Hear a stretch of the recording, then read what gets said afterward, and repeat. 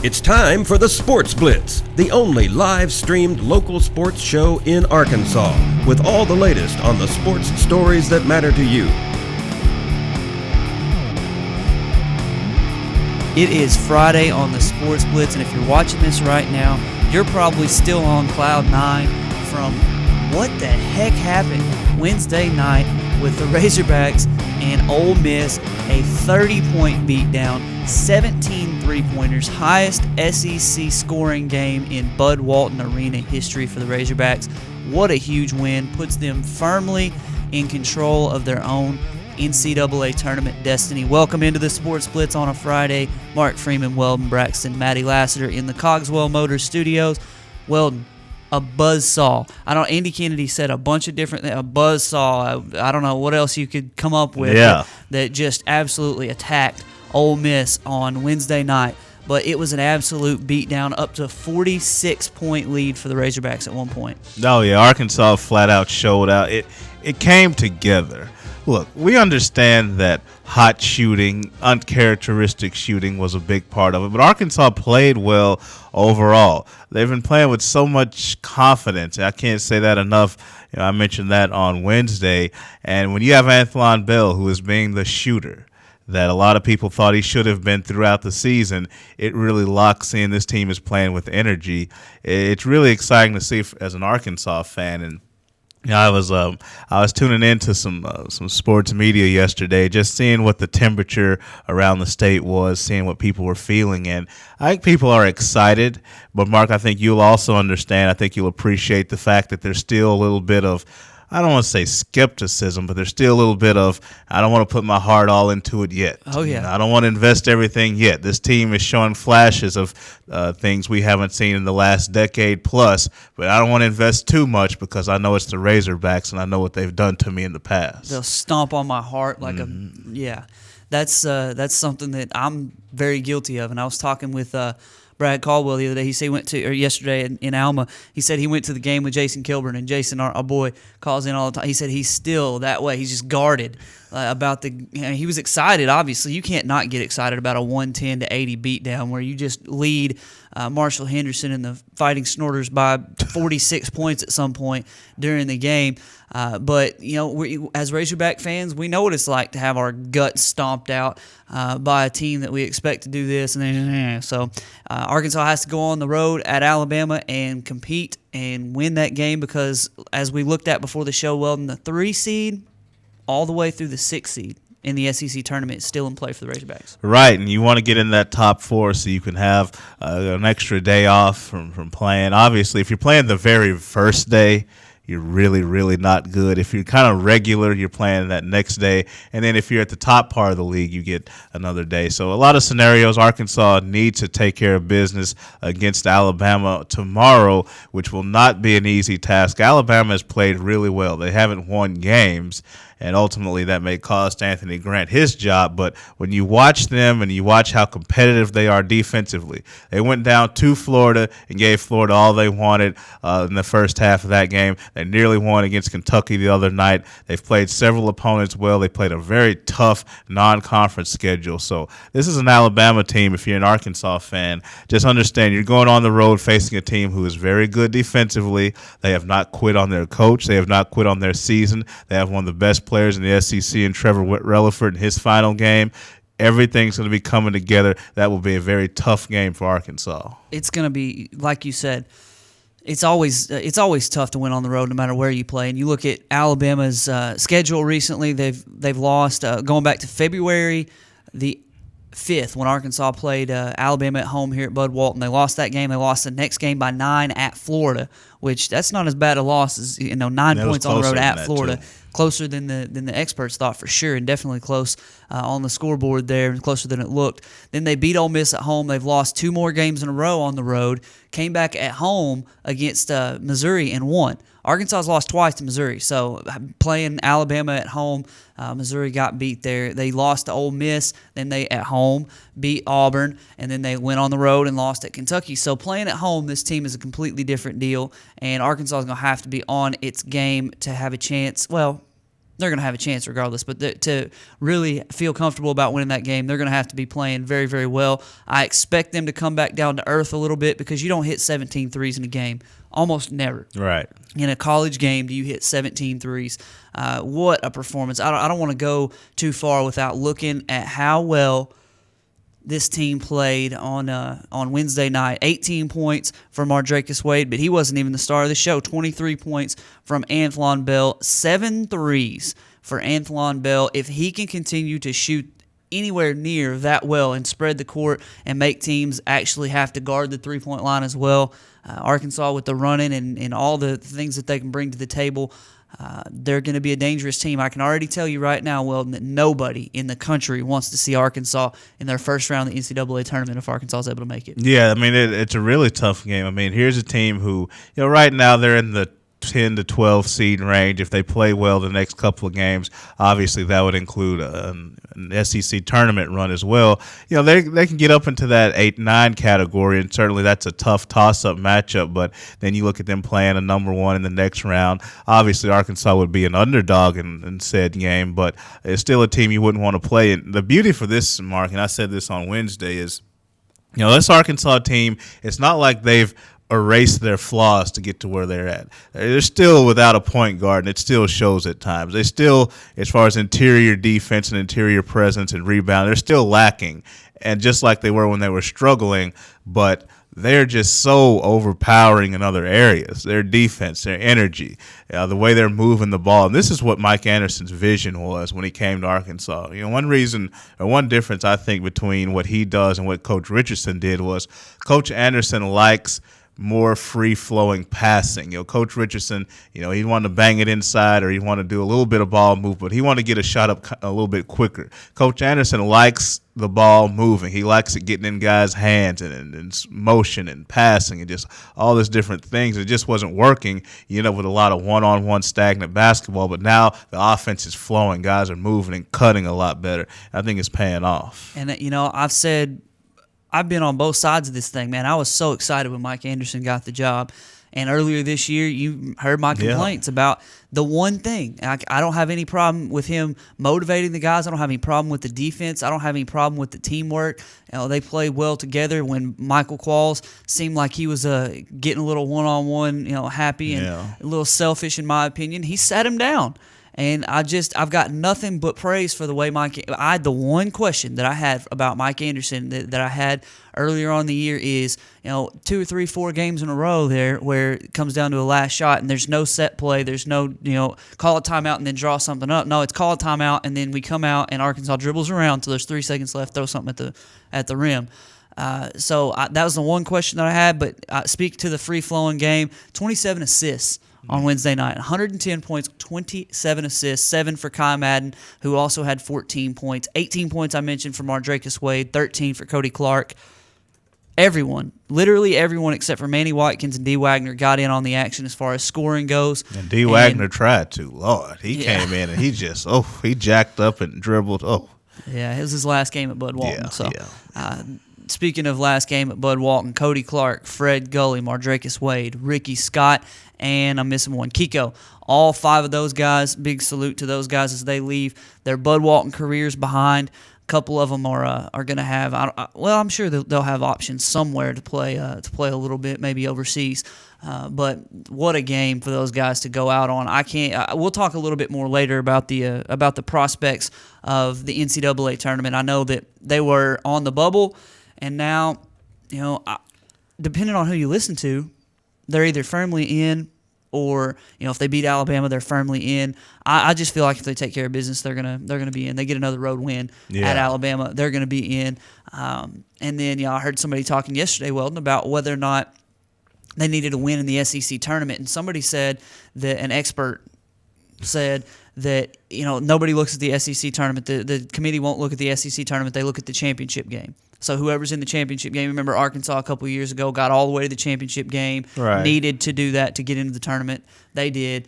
I don't necessarily buy that because I think if Arkansas goes in there and gets beat by 40 after losing to Alabama, they're not in the tournament.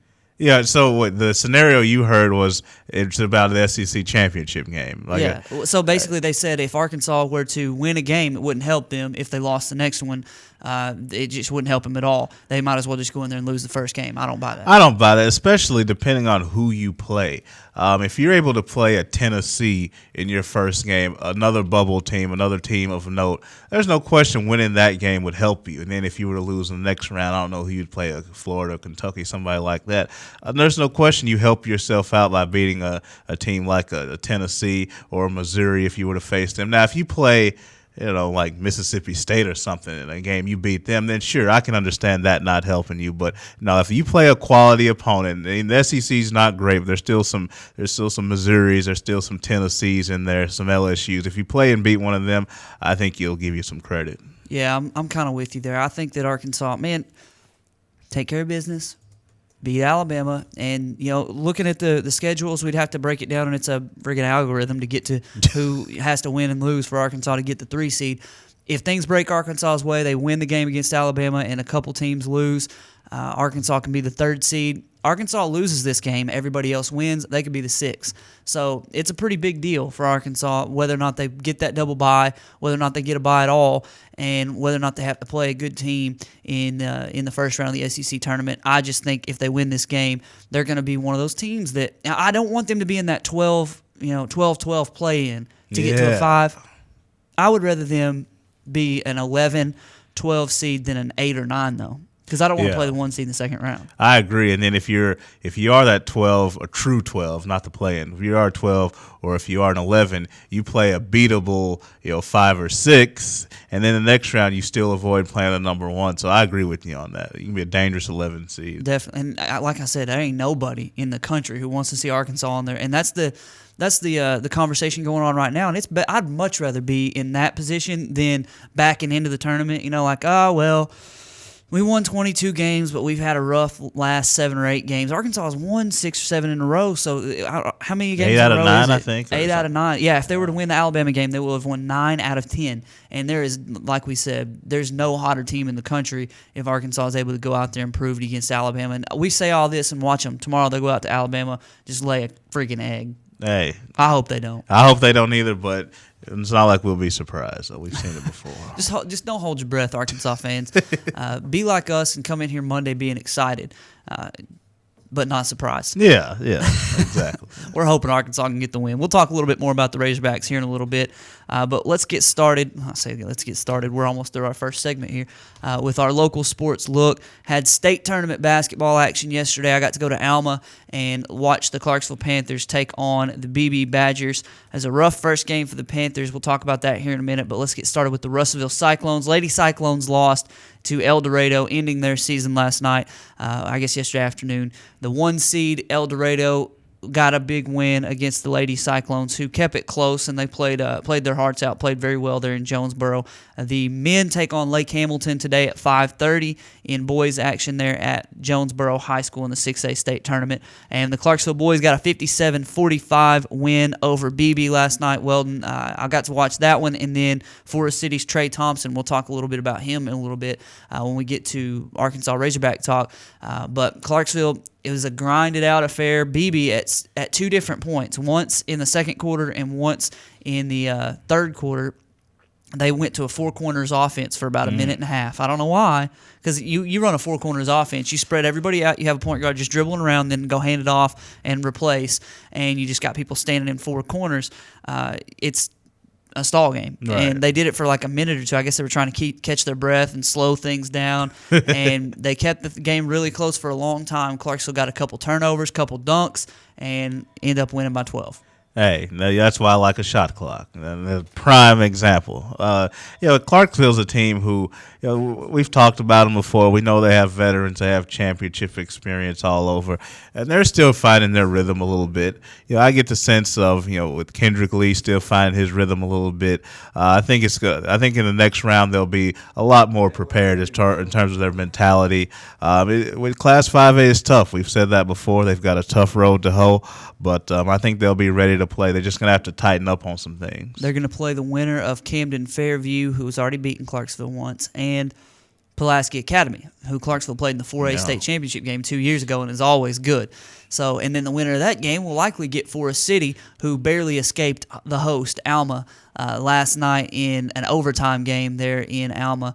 And speaking of barely escaping hosts, the Lone Oak Jackrabbits eliminated one of our favorite local teams, the Pottsville Apaches, defending 4A state boys champs last night. 2-point game, 66-64, despite 39 points from future Arkansas Tech Wonder Boy Michael Perry. 4-year career of Michael Perry goes down the drain as the Pottsville Apaches repeat hopes go up in flames. It's a rough way to lose for the Apaches, who trailed by 10 at the half, 17 midway through the third quarter, came all the way back to take the lead in the fourth quarter and just couldn't hang on. Yeah, you can't dig yourself in that kind of a hole, and it's unfortunate for Pottsville, a team that, of course, as you said, Mark, we watch and support.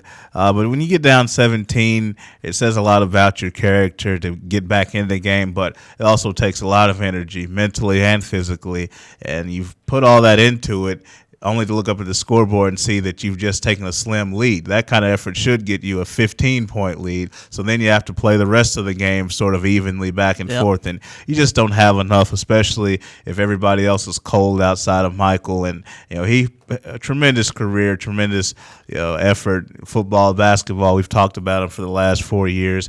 He's going to go on to ATU and do big things, but you got to tip your hat to Coach Thurman and company. They had a really good season. Keeping in mind they did lose some people off last year's state championship team, so you got to tip your hat to them. Lost a lot of folks from that team, and it was surprising to a lot of people, the run that they made.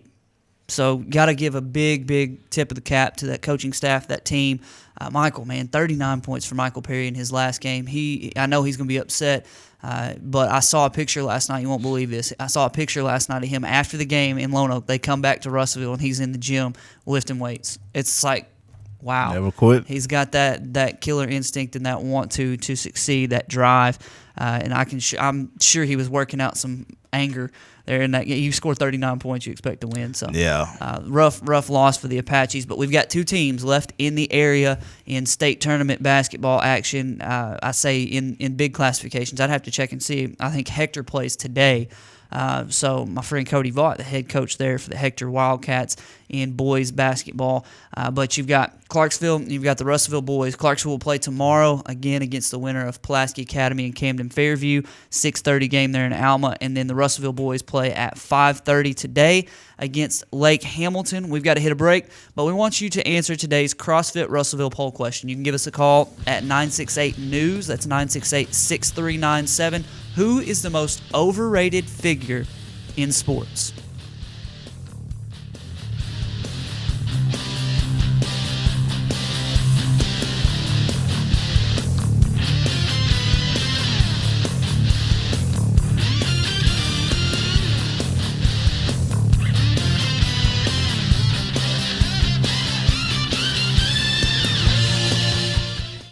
Hi folks, Richard Roberts with Cogswell Motors in Russellville. You know, we've been in business since 1949. A dealership doesn't stay in business that long under the same ownership unless you're doing something right, and that's taking care of customers. We have the largest selection of new Ford, Lincoln, Mazda, and pre-owned vehicles in the River Valley. So if you want the most for your trade, the best interest rate on financing, and the best price on a new or pre-owned automobile, come to Russellville and see us. We're at 1900 East Main, or visit us on the web at cogswellmotors.com.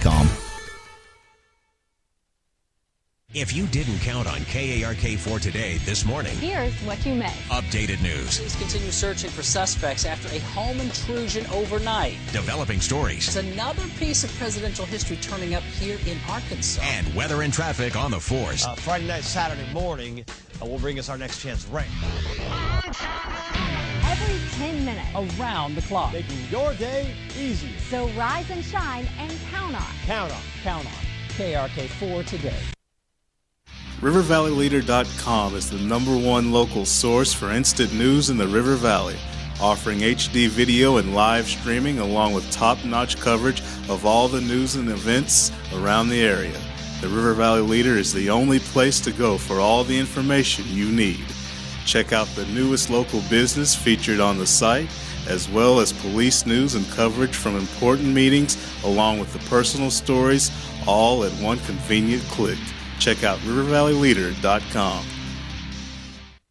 Today, there are more than 20 brands of cars being sold in America. So to be noticed, Ford and Cogswell Motors have to go further than anyone thought we could. How does Ford stand out above the crowd? Not just with plug-in vehicles like the new 2013 Ford Fusion Energy that gets a projected 100 miles per gallon equivalent, but also with a line of gas vehicles equipped with the innovative EcoBoost engines combining power and efficiency, plus a full measure of technologically advanced features. We invite you to stop into Cogswell Motors today. We go further than anyone thought we could, so that you can go further too.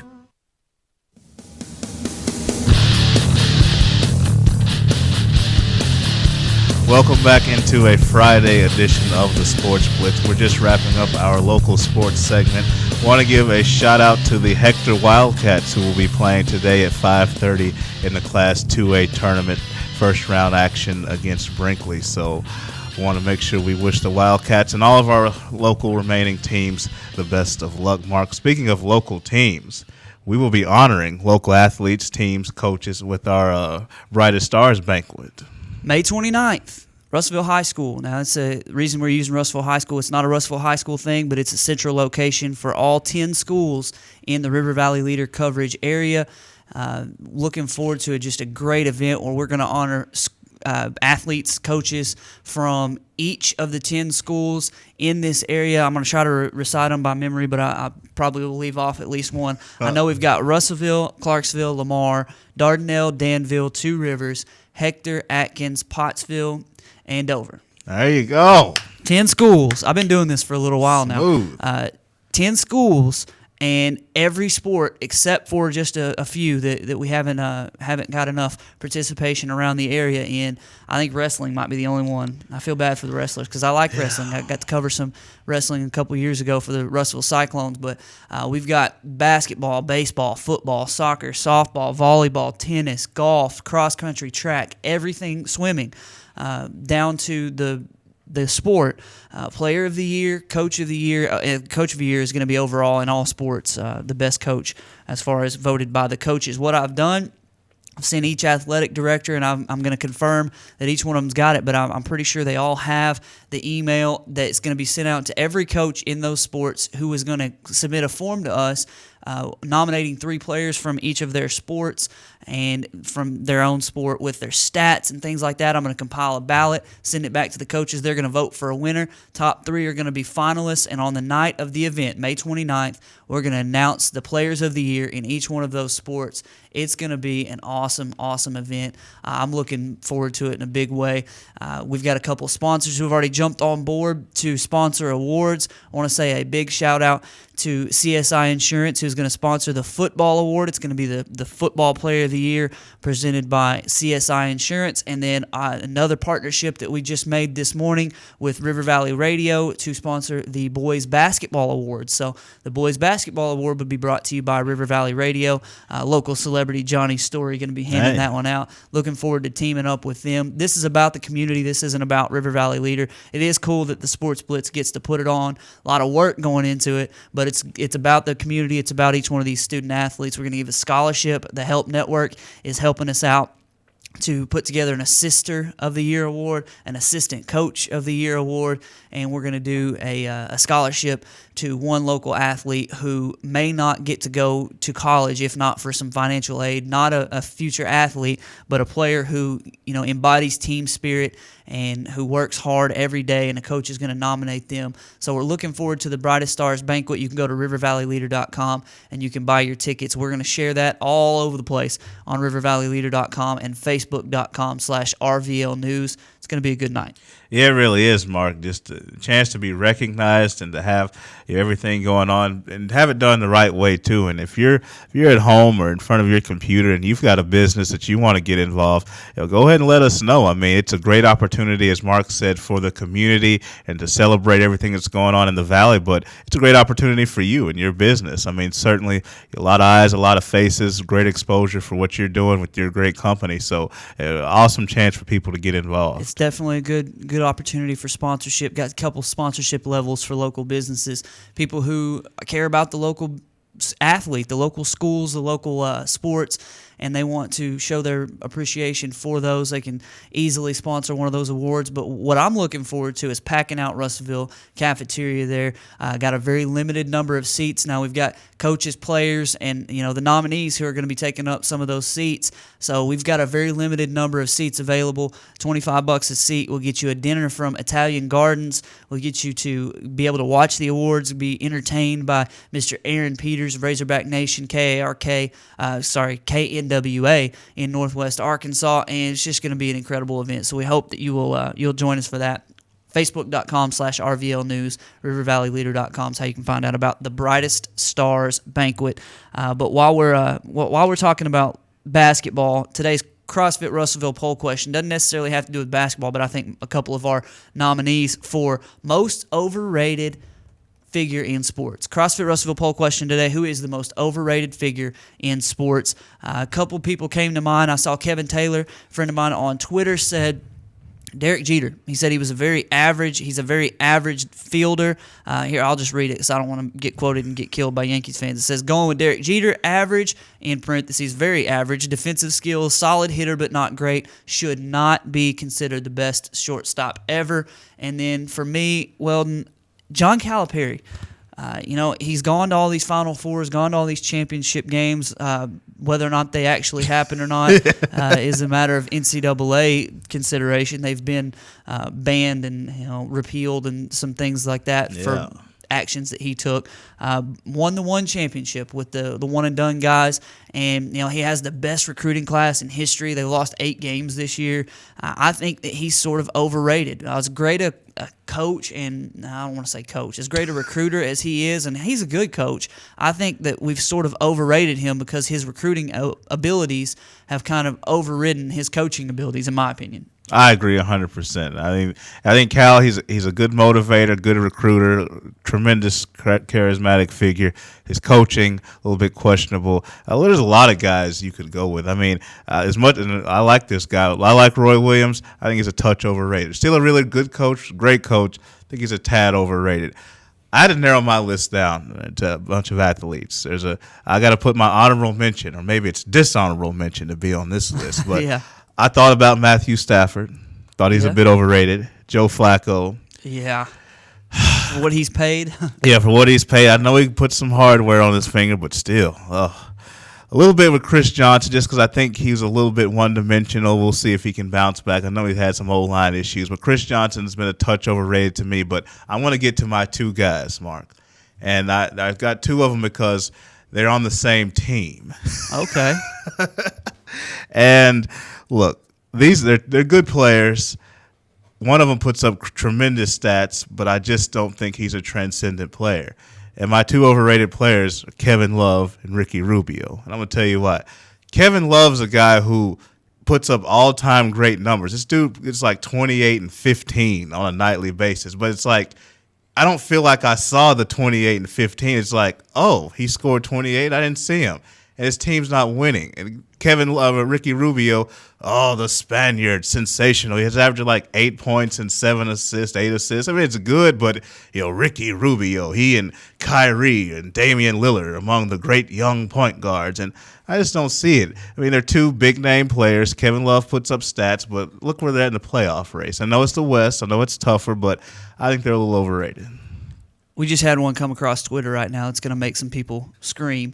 Uh-oh. He said, Charlie Spakes, he says, right now, not in the grand scheme of things, has to be Tiger Woods. Oh, yeah. Number 1 golfer in the world right now. Shot a worst he's ever shot at Doral. I think it was, 78, right, that he shot today. Just had an awful tournament. He's had some health issues. And really, the conversation that I wanted to have here in a little bit, and let's just go ahead and have it right now. Let's just do it. I was going to mention Carmelo Anthony and how, he's a league-leading scorer, but he's never done anything else.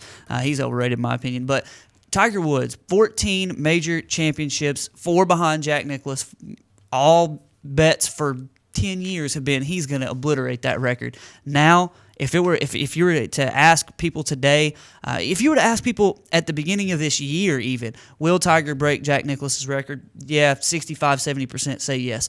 I think you'd get less than 50% today that say he will. I find it very hard to believe right now that Tiger's going to win 5 more majors. Oh, so do I, too. I think right now with Tiger, He is overrated. I agree with Charlie. Look, Tiger, historically, all-time great figure. He's had injury issues. He's had personal issues. He's become more of a family man. Now that his kids are older, he wants to spend more time with his kids. You know, that golf passion and desire, nothing exists but golf mentality, has faded a little bit. He's mellowed out to the detriment of his game, I would say. He's 38 years old. He has nagging injuries. It's not getting much better. And look, and this is a little bit off topic, but I want to say it. The golf people who think that, well, we had golf before Tiger, and there'll be golf after Tiger, and he's just one figure, and we'll still be okay. Yeah, you might want to re-examine that. What Tiger Woods was able to do in his prime in terms of making money and making those purses bigger, those sponsorship dollars huge, you can't say, well, golf was always like that, because it wasn't. And it's steadily declining. Look, right now nobody watches events that Tiger is not playing in. They don't.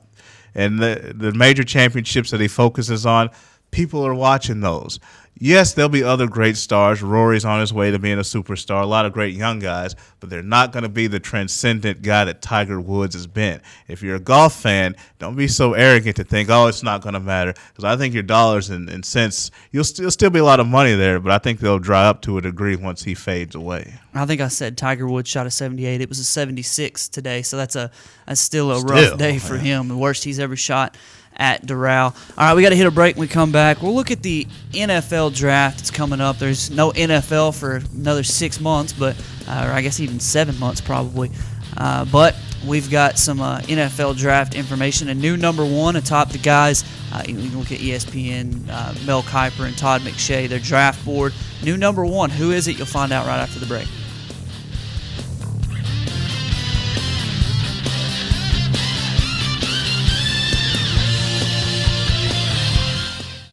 Hi folks, Richard Roberts with Cogswell Motors in Russellville. You know, we've been in business since 1949. A dealership doesn't stay in business that long under the same ownership unless you're doing something right, and that's taking care of customers. We have the largest selection of new Ford, Lincoln, Mazda, and pre-owned vehicles in the River Valley. So if you want the most for your trade, the best interest rate on financing, and the best price on a new or pre-owned automobile, come to Russellville and see us. We're at 1900 East Main, or visit us on the web at cogswellmotors.com. If you didn't count on KARK4 today this morning, Here's what you missed. updated news, Police continue searching for suspects after a home intrusion overnight. developing stories, There's another piece of presidential history turning up here in Arkansas. and weather and traffic on the force. Friday night, Saturday morning will bring us our next chance of rain. Every 10 minutes. Around the clock. Making your day easier. So rise and shine and count on. Count on. Count on KRK4 today. RiverValleyLeader.com is the #1 local source for instant news in the River Valley, offering HD video and live streaming along with top-notch coverage of all the news and events around the area. The River Valley Leader is the only place to go for all the information you need. Check out the newest local business featured on the site, as well as police news and coverage from important meetings, along with the personal stories, all at one convenient click. Check out RiverValleyLeader.com. Today, there are more than 20 brands of cars being sold in America. So to be noticed, Ford and Cogswell Motors have to go further than anyone thought we could. How does Ford stand out above the crowd? Not just with plug-in vehicles like the new 2013 Ford Fusion Energy that gets a projected 100 miles per gallon equivalent, but also with a line of gas vehicles equipped with the innovative EcoBoost engines combining power and efficiency, plus a full measure of technologically advanced features. We invite you to stop into Cogswell Motors today. We go further than anyone thought we could, so that you can go further too.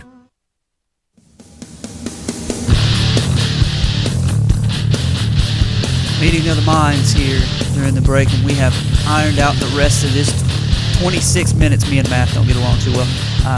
The rest of the show here on a Friday. We hope you're enjoying your Friday and you're looking forward to a good weekend. Watching some state tournament basketball as our local teams run all the way through it and win it all.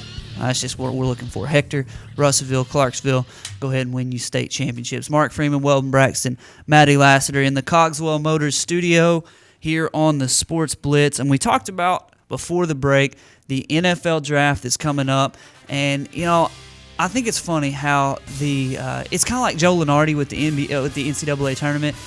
He gets some inside info from somebody, and he changes his bracket at the very end, and he gets it mysteriously. He gets it completely right. Yeah. It's just like somebody handed you the bracket, said, "Here you go. We're going to release this in an hour. Why don't you go update and you get 100% right?" I think that some folks inside the NFL are talking to Todd McShay and to Mel Kiper Jr., and they're saying Blake Bortles is going number one, or Blake Bortles is the number one quarterback, because right now he's number one on their big boards.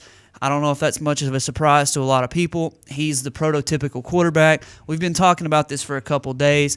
I don't like the word prototypical. I don't like the fact that you have to be this, and this, fit in this little box to be the NFL, because there's no room for guys like, I don't know, Steve Young, who ran around, or Drew Brees, who was too short, or all these different people.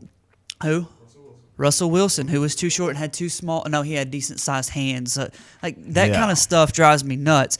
But Blake Bortles right now is the hot name. What do you think about him? Yeah, and the thing with Lunardi and McShay and those guys, at least with the NFL guys, they'll admit it. They'll be like, so-and-so talked to me. Lunardi is just like, I knew it, nobody told me. But here's the thing with Blake Bortles. Physically, he's there. He's a really, really good athlete. I mean, we saw that in the bowl game against Baylor. He's got the arm.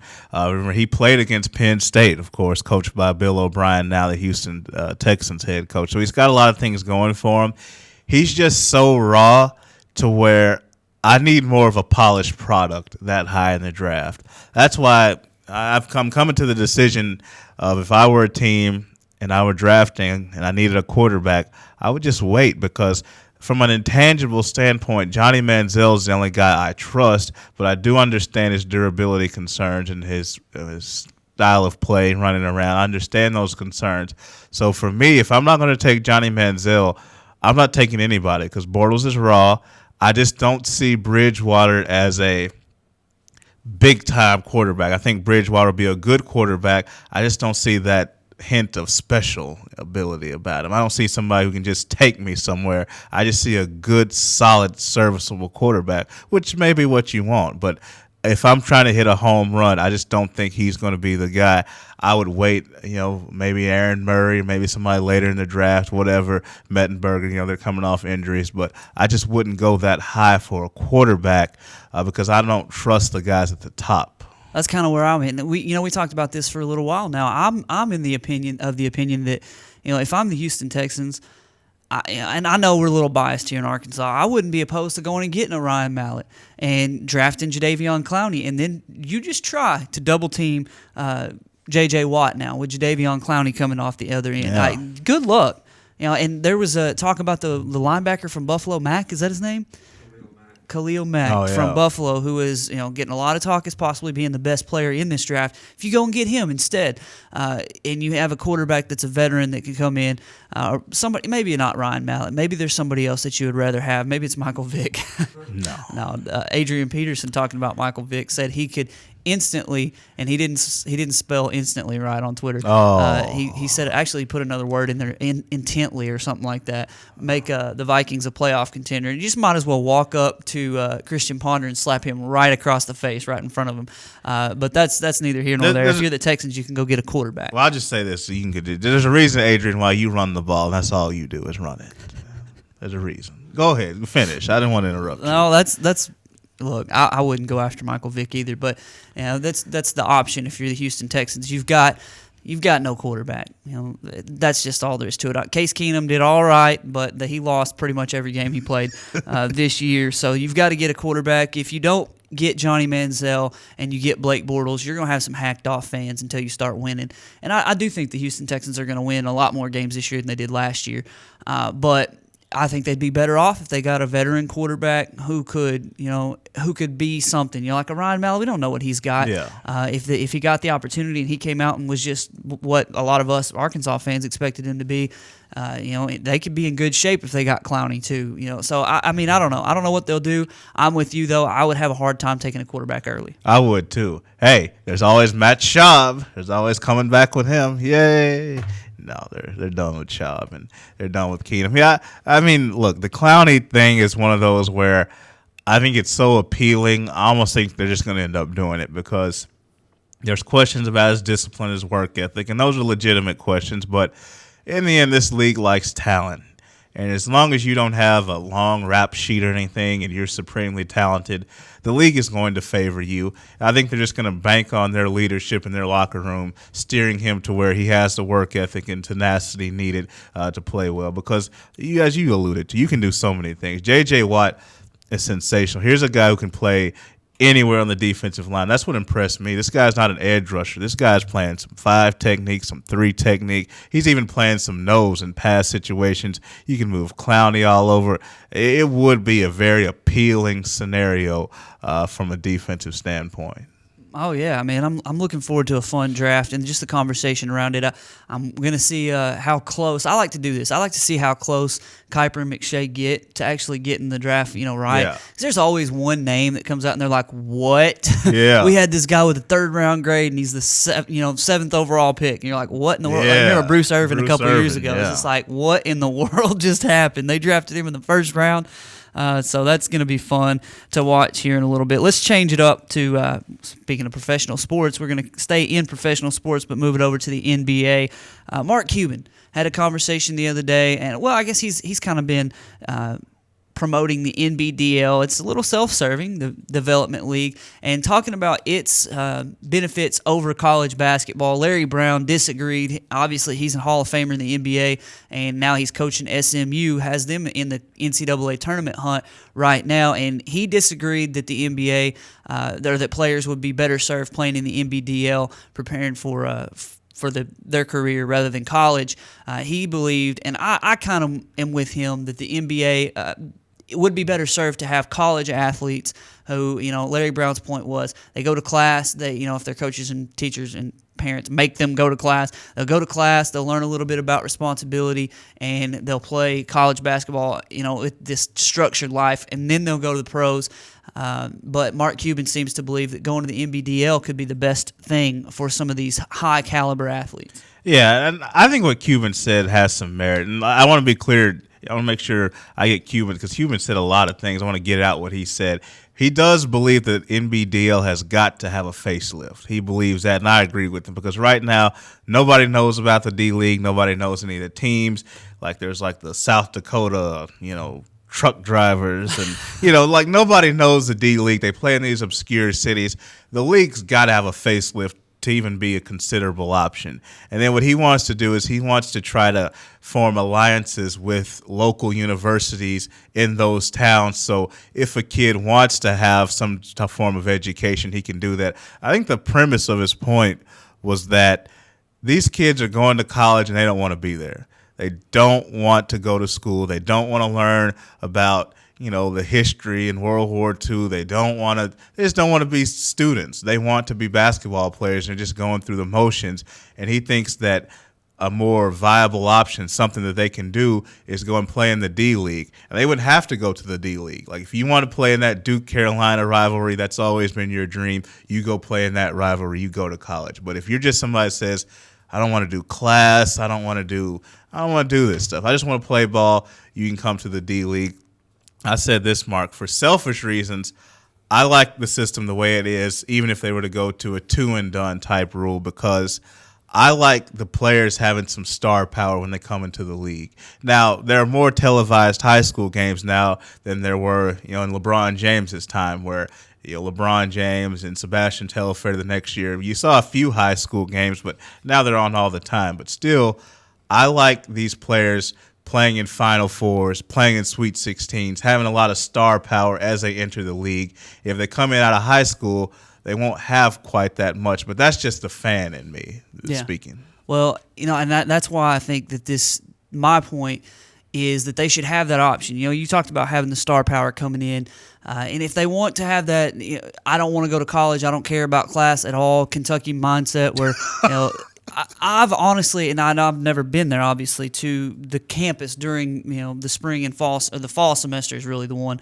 I guess it'd be the spring semester if they didn't go to class. But I've heard that, the Kentucky freshmen, they'll go to class for the fall semester because they have to be eligible, and then they don't step foot in class in the spring semester. That's unconfirmed, but I've heard that that's the way those one and done guys do. And if you're going to do that, you're wasting everybody's time. You're wasting some scholarship money that could have gone to somebody else and somebody who cared about an education. So I think there has to be at least two routes, because you've got guys that want to do that and not go to class, and then you've got guys who, they need to develop. Bobby Portis, he's a great athlete. A lot of people talked about him having NBA potential. He needs at least 2 years in the league.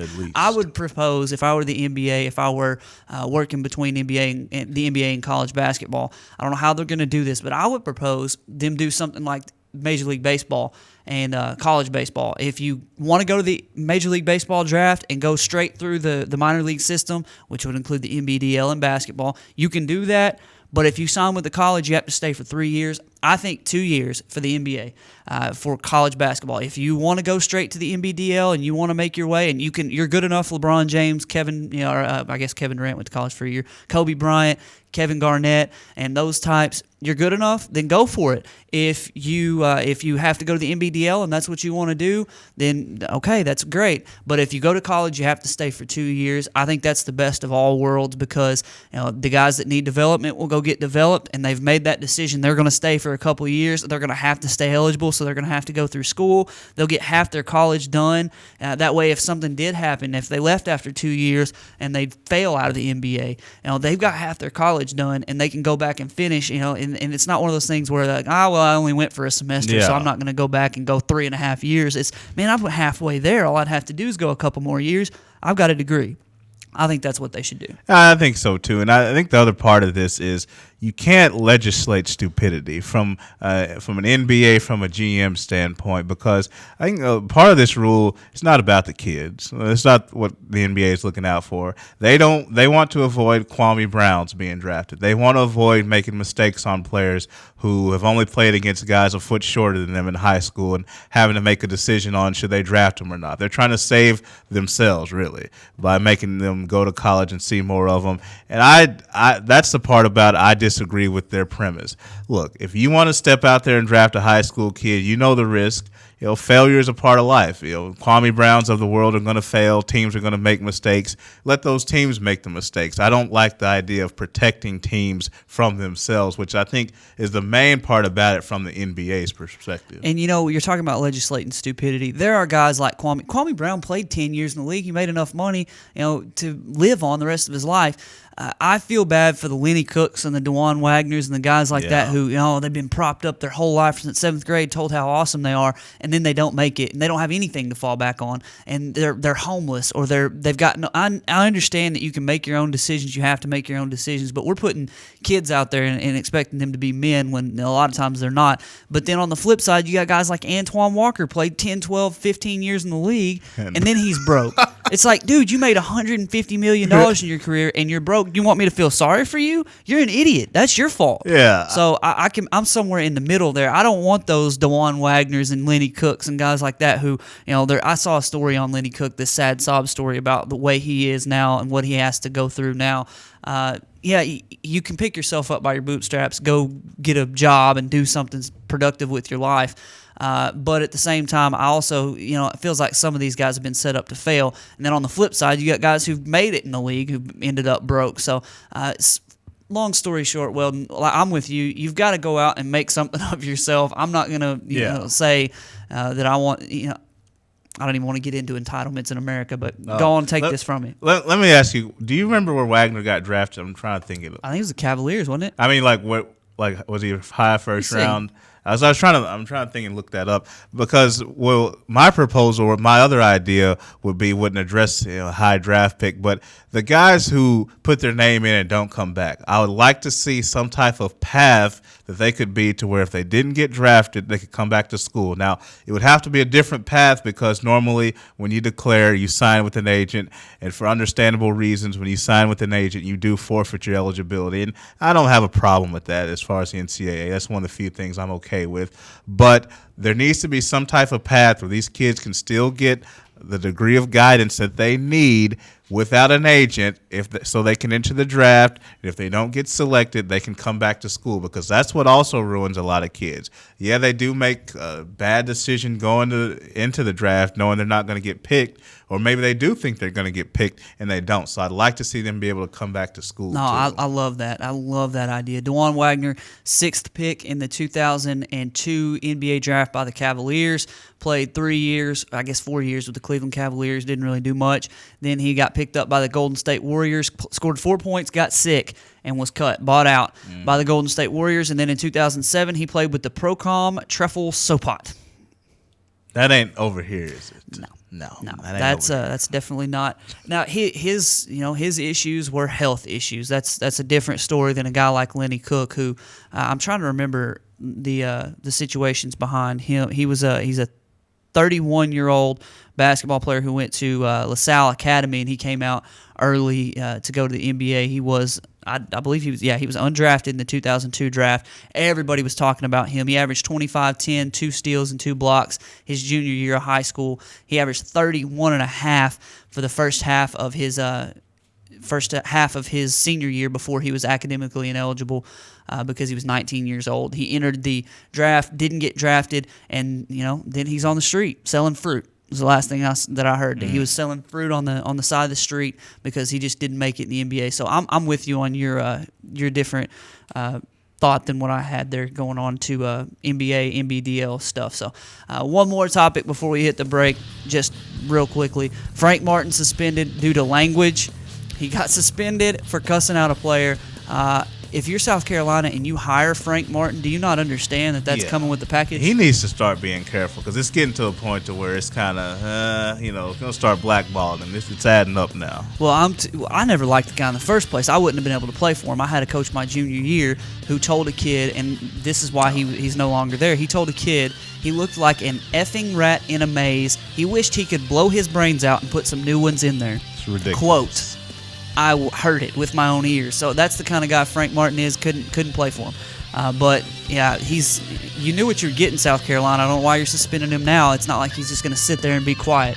You should have never hired him. But like you said, he's getting to the point to where he's going to have to cool his jets, or nobody's going to take a chance on him, and he won't be at South Carolina long if he keeps that up. We got to hit a little bit more Arkansas Razorbacks in our Hog Talk final segment coming up.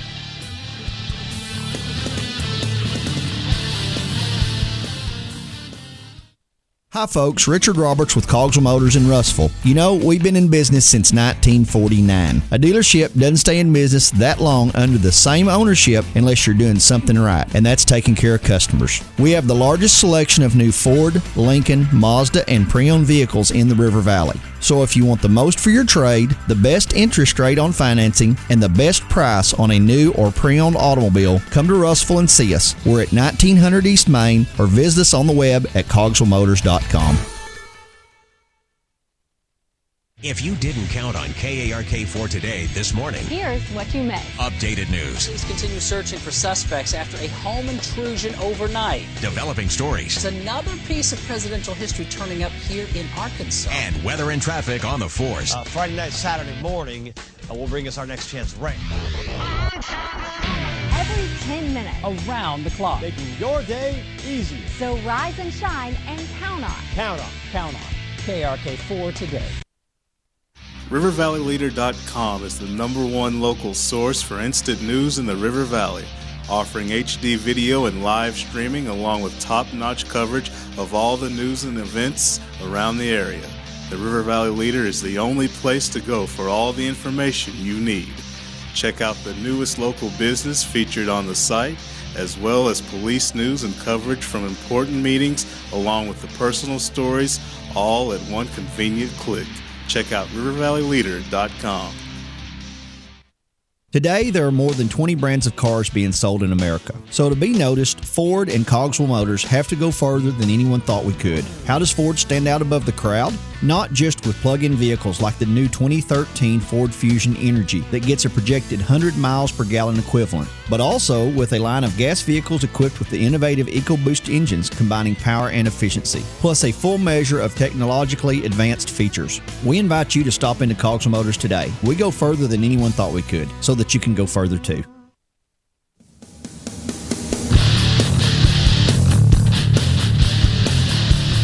So I got to watch Trey Thompson, Forest City Center, Arkansas Razorbacks signee yesterday in the 5A Boys State Tournament in Alma. Forest City and Trey Thompson got a overtime 68-65 overtime win over Alma. Taking out the home team, never easy. Ask Pottsville.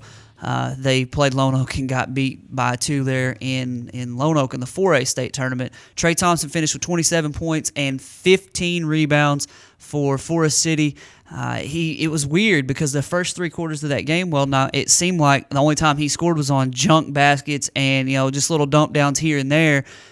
Then in the fourth quarter, it was like they ran their offense through him, and he was absolutely unstoppable. Alma only had a guy about 6'3", guarding this guy's 6'9", and it was either a foul and one or a layup every time because he's huge.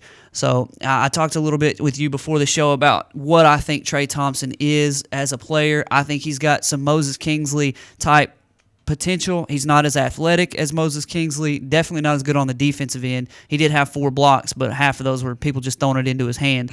And Alma did play outstanding for most of that game. To be in the game as a 4 seed against the 1 is saying something. So I have to tip my cap to Alma for playing well. But Trey Thompson, to me, he's gonna have to chisel up for one. There's no way he'd be able to play in this system, the Mike Anderson system, for more than 8 to 10 minutes a game because he was struggling to get up the floor a couple times. But I think that once he gets a little bigger, stronger, and a little more aggressive, he can help the Razorbacks. Yeah, you look at this signing class, Mark, and of course we know about the guys coming in: Anton Beard, Nick Babb, Trey Thompson. This is a recruiting class. They're going to need more. I know a lot of people right now are excited about what Arkansas can do in the future. Yes, they're losing some guys, but you also expect some significant contributors to return. And so I think in order to fill in for what you're losing Fred Goa, you're losing Kiko, Scott Wade, Cody Clark. You're going to need more than what you're bringing in, I think. Thompson will be another big body. He's somebody who I don't know if they're looking at as a big-time contributor.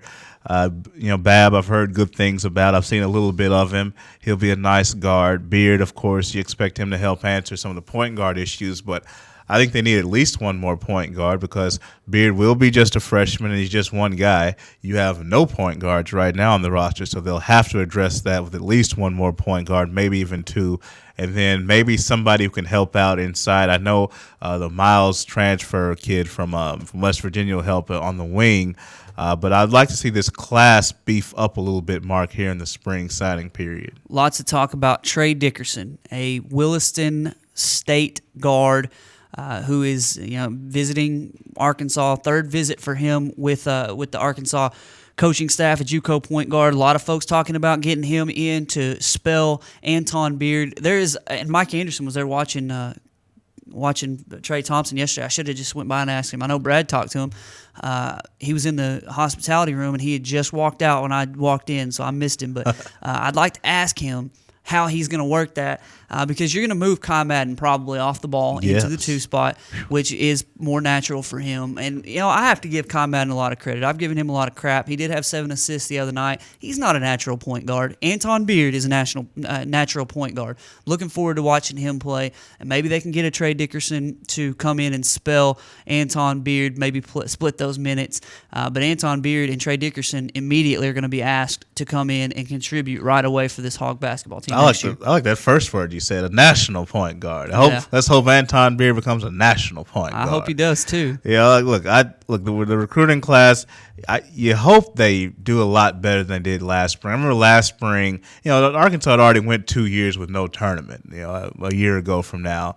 And then you whiffed on, I think, the Desmond Lee kid. Remember there was another kid you missed on. You missed on a few kids. The kid that ended up going to A&M, you missed on him. And people were like, what's going on?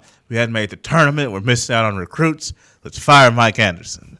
But, since then, you've had the announcement of the new practice facility. You've had this hot run of recent in basketball in terms of winning games. And so I hope they have a much better spring recruiting period than they did last year, where it seems like they went 0 for 3 on guys they wanted. Yeah, and Arkansas basketball is just something right now that it has to take a special kind of person to play that style, to be able to play fewer minutes and not have the ball go through you most of the time, to run that free-flowing up and down.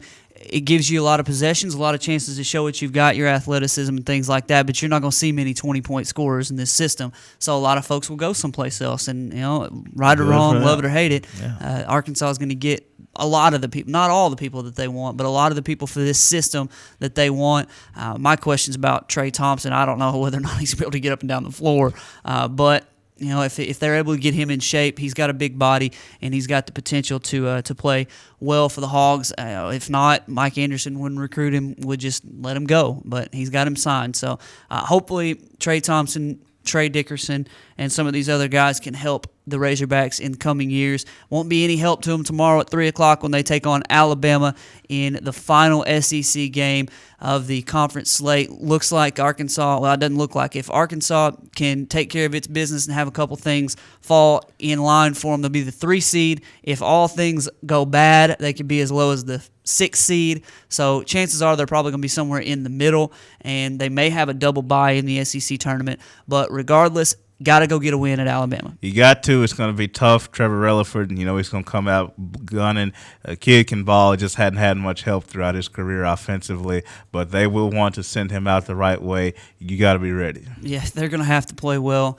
I think that this is one of those games. I think Mike Anderson and this staff and this team, they're hungry, excited right now. I don't think they're going to look past this game, but this is going to be a tough game. Maybe tougher than the records show. Alabama is 6-11 in conference, 12-18 overall. You got some players like Trevor Relaford fighting for their career. You got a coach who may be coaching for his career there at Alabama, and so you're gonna have to fight tooth and nail. 65-58 is what Arkansas won at home, and Bobby Portis had 35 in that game. So Arkansas is gonna have to find some other scoring somewhere between 65 and 110. Where I predict them to be tomorrow, but hopefully Arkansas can get that win. Going to be enjoying a good weekend of high school basketball. Hopefully some of these teams from around the area, Hector, Russellville, Clarksville, can get wins, advance in their respective tournaments, and we're here to talk Monday about good games going on in the future about these local teams. So go out and get your tickets today for the Sports Blitz Brightest Stars Banquet, and we'll join you again on Monday. For Weldon and Maddie, I'm Mark saying so long. We'll see you at 11 o'clock on Monday. RiverValleyLeader.com with more Sports Blitz.